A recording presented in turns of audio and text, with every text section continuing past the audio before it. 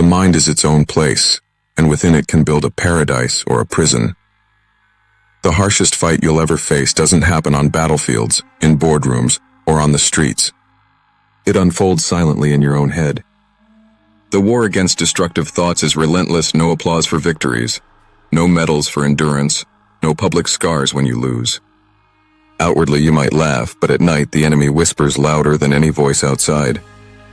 This is why Stoicism isn't simply philosophy, it's a survival kit, a weapon, a way to stop being shackled by the darkness in your own mind. Toxic thoughts act like parasites. Leave them unchecked and they multiply, warp reality, and suffocate your potential. The solution isn't to deny them, but to dominate them. You cannot prevent waves from hitting the shore, but you can learn how to ride them. Stoicism arms you with exactly that, the ability to detach, evaluate, and respond with clarity. This isn't sugar-coated optimism. This is facing chaos head-on and walking away unshaken. 1. You are separate from your thoughts. Power rests in your mind. Events can't take that from you.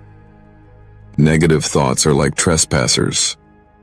Their presence doesn't mean you have to welcome them, feed them, or mistake them for your identity.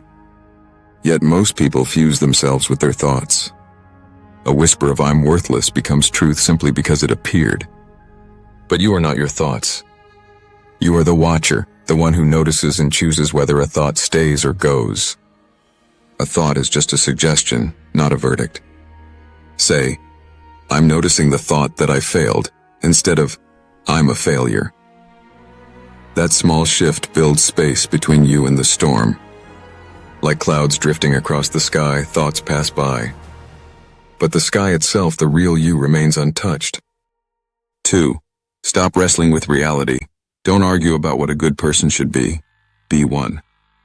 The next root of negativity is denial. Pain becomes unbearable not because of what happens, but because you refuse to accept it. Something goes wrong, you're betrayed, defeated, or rejected.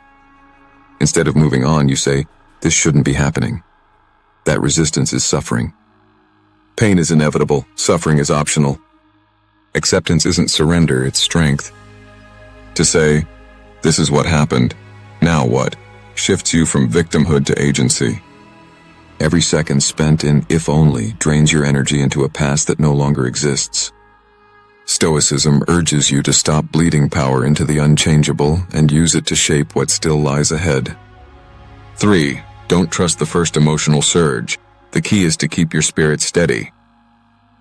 Emotions are impulsive storytellers. The first rush of anger, fear, or envy feels convincing, but rarely carries the full truth. If you obey your first emotional wave, you become a puppet to chaos. Stoicism teaches patience. Pause before reacting. Label the feeling. I feel rage. I feel anxiety. Naming creates distance. Then zoom out. Imagine looking at your life from above, then your city, then the earth. Suddenly, the problem shrinks. Emotions are signals, not commands. Hold your response long enough, and you'll stop creating disasters that could have been avoided. 4. Reframe the narratives you spin. If something external hurts you, it's not the thing itself, but your judgment of it. Events are neutral. The pain comes from the stories you attach to them. A breakup happens. That's fact. Your story, "I'll never be loved." A failure occurs. That's fact. Your story, "I'm hopeless." It's not the event, it's the meaning you stamp onto it that chains you down. Stoicism demands separation between fact and fiction. Fact, you lost. Fiction, you're doomed forever. Fact, someone ignored you. Fiction, they despise you. The brain spins tales, but you are the editor. Don't let destructive stories go unchallenged. 5. Your environment shapes your thoughts. Stay close to people who bring out your best. Negativity spreads like wildfire. Surround yourself with envy, gossip, and chaos, and soon your inner world mirrors that poison. Your environment is not neutral, it's nourishment. The voices you hear, the content you consume, the spaces you inhabit all feed your mental soil. You cannot destroy toxic thoughts while drowning in toxic settings. Clean your space. Filter your influences. Choose your company with care. A neglected garden grows weeds. Your mind is no different. 6. You're exhausted, not defective. Life isn't short, but we squander much of it.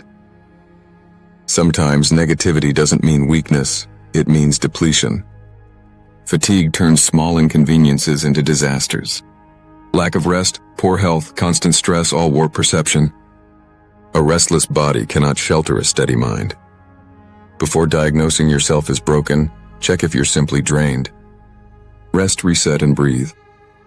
Many storms lose power once the body is restored. 7. Gratitude chokes negativity. A wise man finds joy in what he has, not grief in what he lacks. Negativity thrives on focusing on absence. Gratitude redirects focus to presence. Gratitude doesn't erase pain, it balances it. You can grieve and still appreciate breath in your lungs. You can struggle financially and still be grateful for resilience. Gratitude is rebellion. It refuses to let darkness blind you to what still exists. And by honoring what remains, you find courage to endure. 8. Control is a myth, except for one thing. Conquer the self, and you conquer the world. Negativity grows when you crave control over the uncontrollable other people, circumstances, outcomes. The tighter your grip, the more life reminds you of its unpredictability. But one domain remains yours completely, your response. External chaos may rob you of money, status, or people, but it cannot rob you of your reaction. Shift from clinging to outcomes to mastering responses, and negativity weakens. The storm outside matters little if calm lives within. 9.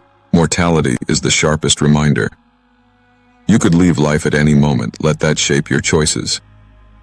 Nothing slices through negativity like remembering death. The Stoics called it memento mori, remember your mortality. Why waste time in resentment, envy, or despair when tomorrow is uncertain? Death doesn't exist to frighten, but to sharpen. Every wasted thought steals from the short span of life you'll never reclaim. Carrying death on your shoulder kills trivial negativity. You stop pouring energy into nonsense and start living with intensity and courage. 10. Discipline unlocks freedom. No one is free who hasn't mastered themselves. Discipline is the antidote to mental chaos. When your days lack order, your mind becomes an easy target for self-doubt. Discipline waking early, moving your body, writing, meditating. These are not chores, but shields. Each habit builds armor against inner turmoil. Negativity thrives in idleness. Discipline keeps you steady, busy, and focused. In that structure, you find mental clarity and peace. Final note: a war you win daily. Don't argue about what a good person should be. Become one. Killing negative thoughts is not a one-time victory, but a daily campaign. Yet the war is winnable because each day grants choice. Choose awareness over autopilot. Choose calm over chaos. Choose gratitude over bitterness. Choose growth over excuses. Stoicism is not theory, it's practice. Daily clarity. Daily strength. Daily mastery. If one truth survives with you, let it be this: your mind is your sharpest weapon. Sharpen it, guard it, and it will carry you through storms unseen by the world.